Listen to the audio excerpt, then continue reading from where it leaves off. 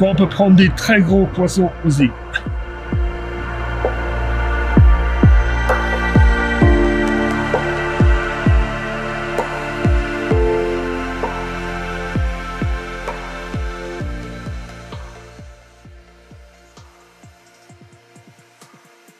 Bon Marco, comme prévu, dimanche soir,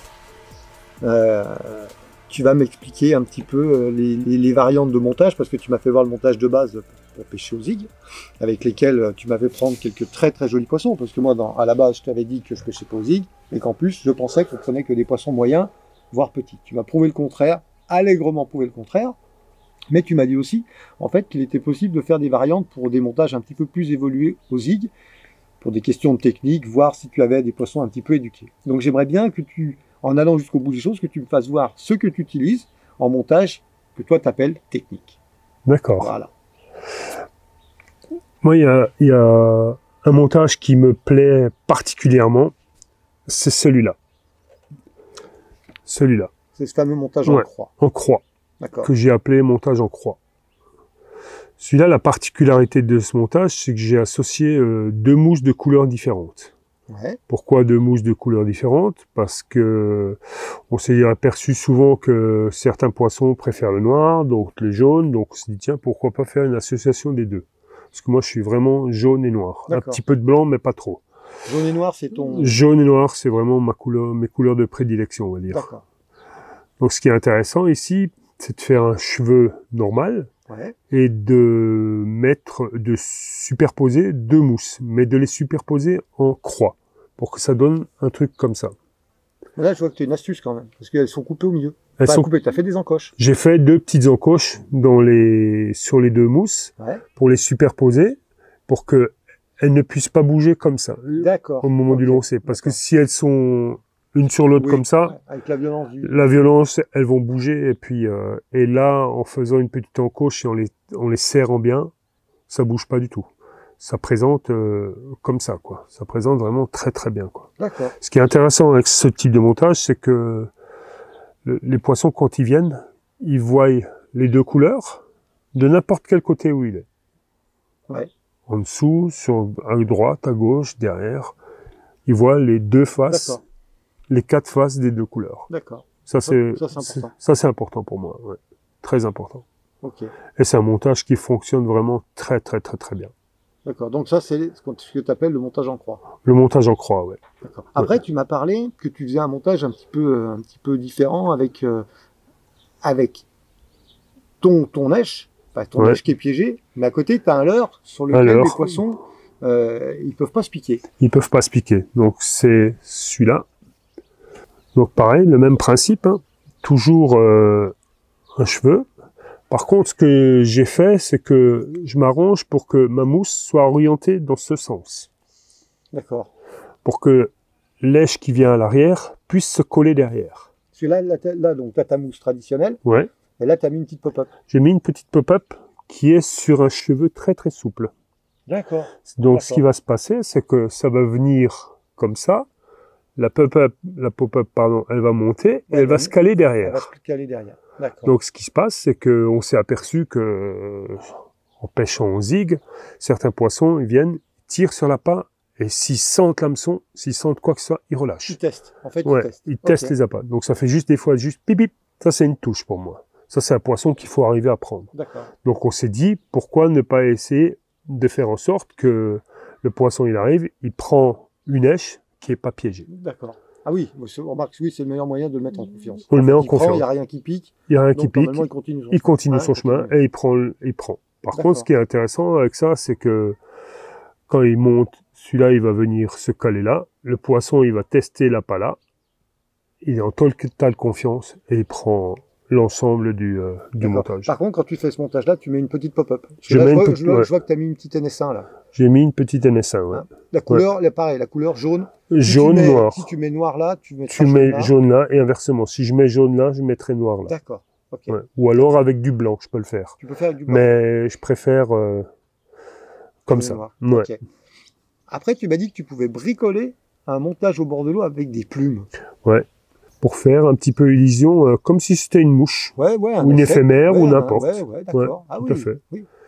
Donc sur du jaune, sur du noir ou sur du blanc. Et pour faire te dire ta petite plume, là, ta mousse, elle est coupée dans le sens de la longueur et tu viens l'insérer. Je viens l'insérer à l'intérieur. Je la force dedans.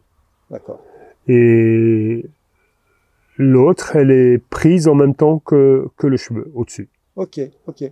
Par contre, c'est vrai que quand on lançait ces montages-là, encore pas plus tard que cet après-midi, des fois on pêchait avec des zigs qui faisaient 3 mètres. Et j'ai vu que tu mettais une petite mousse, tu sais, c'est voilà, ça. Ouais. Tu mettais une espèce de petite mousse flottante, soluble, Soluble, ouais. qui te permet quoi? De protéger l'hameçon, et en plus ça te permet de laisser le montage le plus en haut. Parce que moi, ce qui m'intéresse, c'est que une fois que je pique cette mousse dedans, Ouais. comme ça déjà, tout simplement, je peux poser mon montage par terre où je veux. D'accord. Il n'y aura jamais rien qui pourra altérer la pointe de l'hameçon. Oui, c'est aussi fait pour protéger la Protéger la pointe de l'hameçon. pointe de l'hameçon. En premier lieu, c'est fait pour protéger Pour la pointe protéger la pointe de D'accord. l'hameçon. Par D'accord. contre, ce qui est intéressant, c'est que quand je lance mon zig, moi, ce que je lui demande, c'est que il y a le plomb qui est là, le zig est derrière. Moi, je veux que dès que le plomb il touche l'eau, lui, il soit Ton déjà, montage, en place. il soit en place. Faut qu'il pêche tout de suite, quoi. Tout de Ben, suite, tout de suite. Tout de Ouais. suite, tout de suite. Donc, D'accord. la mousse là, au bout de 15 secondes, Oui, vu les oui, températures ouais. d'eau là, Ouais. elle disparaît. Donc, le montage, il est en position tout de suite, quoi. Par contre, rassure-moi, c'est bien les mêmes mousses qu'on utilise si on veut mettre sur un montage à fond pour protéger Pareil, le son. Hein, c'est d'accord. exactement Ok. les mêmes. Ok. Hmm. D'accord. D'accord. Après, on a fait pas mal de. Enfin, on a fait de la soupe, on a fait un tas de trucs. Et je sais que les soupes, on peut les faire. De toute façon, les soupes, on peut les faire à partir des spawn mix. Les Tout spawn mix, simplement, ouais, qu'on tout à utilise. C'est à toi, en fait, en fonction de la profondeur à laquelle tu veux qu'il descende, c'est où tu le mouilles. On va dire, si on pêche en spawn mix, on va être sur le fond. Mais Oui. si jamais on ajoute de l'eau, on va se retrouver avec une soupe qui, elle, va plutôt nuager et qui va maintenir les poissons, on va dire, sous la surface de l'eau. Sous la surface de l'eau, ouais. Oui, Hein oui. D'accord. Tout à Et fait, ouais. Est-ce que tu as des produits, on va pas dire des produits références, mais est-ce que tu as des produits incontournables que tu mets dans du zig mix pour pouvoir nuager, pour pouvoir attirer? J'ai vu tout à l'heure que quand on amorçait, ça faisait des taches d'huile incroyables et que les poissons, on les voyait carrément monter dedans. Donc, est-ce que tu as un produit en prédilection que tu utilises quand tu fais un spot mix? Tout à l'heure, on avait mis un peu d'huile de saumon. Oui, de Alors, l'huile, est-ce ouais. qu'on peut mettre autre chose que de l'huile de saumon? On peut mettre autre chose, on peut mettre de l'huile de chènevis, par exemple. Le chènevis, ouais. Ouais, Ah, mais qui généralement, est très très gras et puis qui va toucher toutes les couches d'eau une fois que ça on va amorcer, quoi.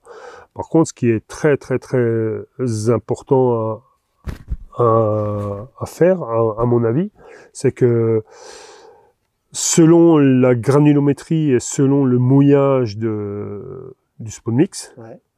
on va réussir à faire en sorte que ou alors le spawn mix va descendre sur une colonne d'eau bien déterminée, ou alors rester un maximum en surface. Moi, ce que je veux, c'est vraiment que les poissons restent en haut, quoi.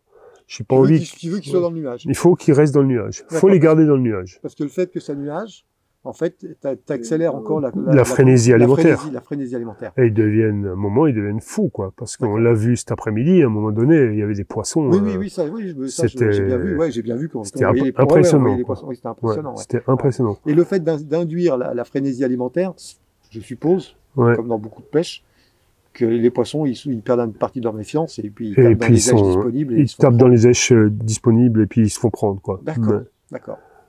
par contre, je varie beaucoup au niveau des hauteurs. Je suis en permanence en train de chercher, ouais. Ouais, j'ai vu que des fois on réduisait de 50, des fois on augmentait de 30 Oui, pour ouais. essayer de trouver la profondeur la plus appropriée pour pêcher les carpes. Ouais. Parce que ça peut se modifier rapidement, ça. Ça peut se Enfin, les modifier. poissons peuvent modifier rapidement la profondeur à laquelle ils vont aller. Tout à fait. Hein? Et quand ils ont tendance à descendre, quand les poissons commencent à descendre et à suivre ce nuage, j'incorpore, par exemple, du pellet en 3 ou en 4-5 mm Ouais. pour justement et je les mouille pas du tout, donc ils restent un peu flottants. Ils ont tendance, ils vont se gonfler tout doucement d'eau. Ouais. Et ils vont descendre tout doucement. D'accord. Et les poissons, ils vont monter à la source. remonter à la source, Ils quoi. montent à la source, c'est comme quand tu pêches à la Ouais, boulet et que tu pareil. aux asticots, les poissons, forcément, ils montent à la source. D'accord.